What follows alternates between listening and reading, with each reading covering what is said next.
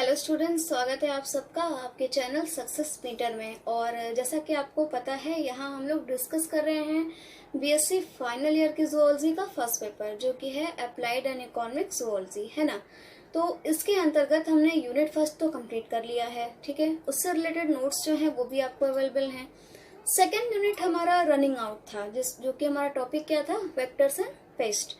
और इसमें अभी तक आपने क्या पढ़ा कि वेक्टर्स होते क्या हैं, ठीक है, उनके कैरेक्टरिस्टिक्स क्या हैं, मीन्स कि ऐसे कौन से फीचर हैं जिनकी वजह से हम कह सकते हैं कि कोई भी वेक्टर हमारा जो है कैसा है, गुड वेक्टर है या फिर बैड वेक्टर है। तो मीन्स कि वेक्टर के क्या क्या इंपॉर्टेंस है, कहाँ यूज होता है, किस फील्ड में किस तरह से यूज करते हैं, उसके एडवांटेज एंड डिसएडवांटेज क्या है। और फिर हम पढ़ रहे थे types of vector. Types of vector में 4 जो है पॉइंट्स आपने पढ़ा था, यानी कि 4 टाइप्स ऑफ वेक्टर कंप्लीट कर लिया था।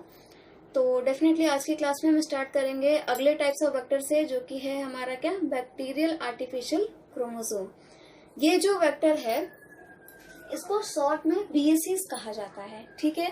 बीएसीज मीन्स कि अगर ऐसा कोई एग्जाम में क्वेश्चन आ जाता है या ऐसा टॉपिक लिख करके बोला जाए कि डिस्क्राइब द टर्म बीएसीज, तो आप कंफ्यूज हो जाएंगे कि ये है क्या। तो इसका पूरा नाम क्या है, बैक्टीरियल आर्टिफिशियल क्रोमोसोम, ठीक है, जो वेक्टर का ही एक प्रकार है और एस्चेरिचिया कोलाई इस बैक्टीरियम में यूज होता है। ओके, तो इस बैक्टीरियल जो क्रोमोसोम है, जो ये वेक्टर है, ये कैसे काम करता है आइए देख लेते हैं। इसमें होता क्या है कि मान लीजिए कोई बैक्टीरियल प्लाज्मिड है जिसके थ्रू हम किसी जीन्स को इंसर्ट कराना चाहते हैं, तो हम क्या करेंगे, उनके छोटे छोटे कट्स लेकर, किससे, रेस्ट्रिक्शन एंजाइम के थ्रू उनके जो है छोटे से सैंपल्स को लेकर एक दूसरे से कॉन्जुगेट कराते हैं और फिर उसके बाद उसको किसी बैक्टीरियल सेल में इम्प्लांट करा देते हैं। तो फिर क्या होता है कि किसी एक सेल की क्वालिटी दूसरे में पहुंच जाती है। मीन्स कि अगर एस्चेरिचिया कोलाई ये बैक्टीरियम है, इसके 2 स्पीसीज ले लिए जाएं और उनके बीच में कॉन्जुगेशन कराया जाए, है ना, कॉन्जुगेशन कराया जाए, तो होगा क्या, एक स्पीसीज के डीएनए मॉलिक्यूल्स जो हैं वो दूसरे में पहुंच जाएंगे, यानी उनकी अदला बदली हो जाएगी, या फिर उनकी जो है एक से दूसरे में कॉपी हो जाएगी, ठीक है। यानी पहले वाले की जो भी क्वालिटीज हैं वो दूसरे में, और दूसरे की जो क्वालिटीज हैं वो पहले में भी आ जाएंगी। तो 2 अलग अलग जो है हमारा जो है स्पीसीज तैयार होगा, लेकिन अच्छी उन्नत किस्म की क्वालिटीज के साथ में। तो ये कैसे होता है, ये बैक्टीरियल आर्टिफिशियल क्रोमोसोम इस वेक्टर की वजह से ही संभव हो पाता है। तो इसीलिए इस वेक्टर को क्या कहा जाता है, कॉन्जुगेशन प्रमोटर जीन, यानी कि कॉन्जुगेशन को बढ़ाने वाला ये एक जीन है, ठीक है।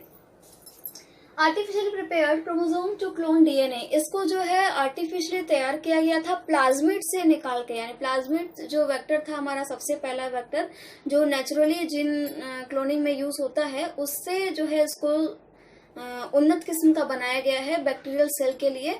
और सबसे पहले इसका जो है डिस्क्राइब हुआ था ये 1992 में, और तब से लेके अभी तक में इसकी यूजफुलनेस इतनी ज्यादा है कि ये हमेशा जो है हर फील्ड में यूज हो रहा है। फिर चाहे हमें ट्रांसजेनिक एनिमल्स का निर्माण करना है, बीटी फसलें उगानी है, या न्यूरोलॉजिकल डिसऑर्डर्स हैं, ठीक है, ह्यूमन डिजीज है, कोई जेनेटिक डिजीज है या न्यूरोलॉजिकल डिसऑर्डर्स हैं, तो उन सब बीमारियों के बारे में पता लगाने के लिए भी हमें इसी वेक्टर का हम यूज कर रहे होते हैं, ठीक है। तो इसके डिसएडवांटेज में क्या हो जाएगा कि ये क्या होता है, present in low copy number, यानी है तो 300 लगभग 300 350 केबी के डीएनए मॉलिक्यूल्स की सीक्वेंसिंग कर सकता है, इनकी क्लोनिंग कर सकता है, लेकिन इनकी संख्या बहुत कम होती है, तो वहाँ थोड़ी सी क्लोनिंग में दिक्कतें आती हैं, ठीक है। तो ये था आपका जो है बैक्टीरियल आर्टिफिशियल क्रोमोसोम। और आइए अब हम देखते हैं कि यीस्ट आर्टिफिशियल क्रोमोसोम क्या होता है। भाई बैक्टीरियल आर्टिफिशियल क्रोमोसोम है तो डेफिनेटली ये बैक्टीरियम में यूज हो रहा था, किसी बैक्टीरियल सेल में यूज हो रहा था, और जो यीस्ट होगा वो हमारा यीस्ट आर्टिफिशियल जो क्रोमोसोम है वो यीस्ट में इस्तेमाल किया जाएगा, ठीक है। कैसे किया जाएगा चलिए देखते हैं। तो ये है आपका यीस्ट आर्टिफिशियल क्रोमोसोम, जिसे शॉर्ट में वाईएसीज कहते हैं। जैसे उसको बीएससी कहा जा रहा था वैसे ही इसको वाईएसीज लिखा जाता है, ठीक है। सबसे पहले इसको डिस्क्राइब किया गया था 1983 में, यानी कि बीएससी से पहले ही ये डिस्क्राइब हो चुका है ना, 1983 में मूरे एंड जोस्टक के द्वारा, और देन रिपोर्टेड बाय 1987, ठीक है, डेविड ब्रुक के द्वारा।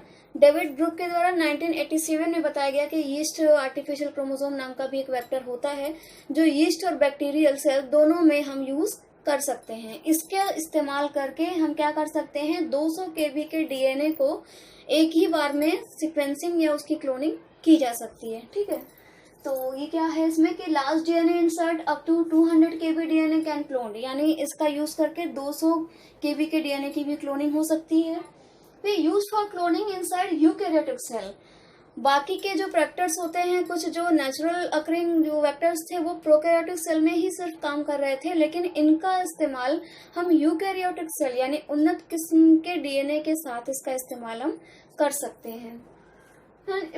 Yeast telomere in each send, इसके हर एंडिंग के साथ में ये एक टेलोमेयर जुड़ा रहता है, यानी मियोसिस की प्रोसेस जब भी होगी तो टेलोमेयर में जाकर ये धीरे धीरे जो है 2 से 4 कलियों में या ये कई क्रोमोसोम्स जो है इनके डिवाइडेड हो जाते हैं और अपनी जो है क्रोमोसोम्स की कॉपी हर जो है सेल तक पहुंचा देते हैं। Large amount of DNA clone, इसके एडवांटेज में आप ये लिख सकते हो कि इसके द्वारा हम क्या कर सकते हैं, डीएनए की क्लोनिंग लार्ज अमाउंट में कर सकते हैं, यानी वो लो कॉपी ऑफ नंबर थे, ये क्या है, लार्ज अमाउंट ऑफ नंबर है। ठीक है, ह्यूमन जीनोम कैन कंस्ट्रक्टेड, इसके द्वारा ह्यूमन जीनोम का भी इस्तेमाल कंस्ट्रक्ट किया जा सकता है। ह्यूमन जीनोम जो होता है उसका भी कंस्ट्रक्शन इस वेक्टर का यूज करके कर सकते हैं।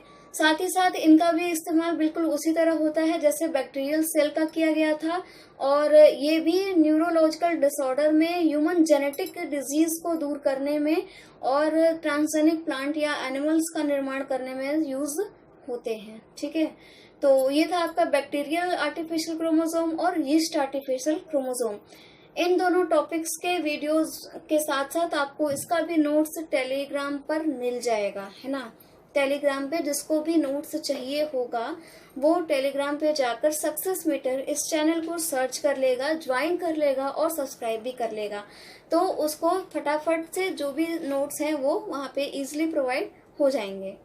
जहाँ भी कहीं भी किसी को कोई दिक्कत आ रही है तो वो टेलीग्राम के थ्रू या व्हाट्सएप के थ्रू मैसेज करके या यूट्यूब के भी कमेंट सेक्शन में जाकर मैसेज कर सकता है और कोई अपनी प्रॉब्लम को शेयर कर सकता है।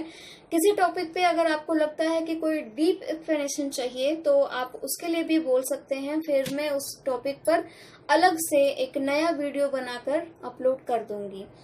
जो भी चैनल को देख रहे हैं कृपया सब्सक्राइब करना, लाइक करना और शेयर करना ना भूलें। शेयर करेंगे तो आपके जैसे बाकी के जो भी जरूरतमंद होंगे, जिन्हें चाहिए होगा कि इस टॉपिक पे ये नोट्स मिल जाता या इससे रिलेटेड कोई वीडियो मिल जाता जहां इजीली समझाया गया हो, तो वो आपको जो है आप अपने फ्रेंड सर्कल में शेयर करते हैं तो उनके लिए भी क्या होगा, ये बेनिफिशियल होगा। ठीक है, साथ ही साथ में अगर आप जो है वीडियो देख रहे हैं और नोट्स भी बनाते चल रहे हैं तो ठीक है, नहीं बना पा रहे हैं और आपको चाहिए कि आपको कोई कहीं से नोट्स मिल जाएं और आप उसको जेरोक्स करा लें या ऐसा हैंड रिटन कुछ भी, तो हैंड रिटन नोट्स जो है टेलीग्राम पे अपलोडेड है।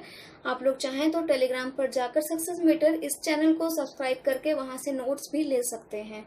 तो जिन्हें भी नोट्स की आवश्यकता है वो टेलीग्राम पे कांटेक्ट करिए और YouTube पे वीडियोस तो आपको मिल ही रहे हैं। साथ ही साथ में अगर कहीं कोई दिक्कत आती है तो प्लीज उसके लिए कमेंट सेक्शन का इस्तेमाल कर सकते हैं, फालतू के मैसेज नहीं, लेकिन हाँ अगर आपको कहीं लगता है कि कोई टॉपिक रह जा रहा है या ऐसा कुछ है तो आप कमेंट कर दीजिएगा, मैं उस पर दोबारा से नया एक अलग से वीडियो बनाकर डीप एक्सप्लेनेशन के साथ शेयर कर दूंगी। Okay, thank you.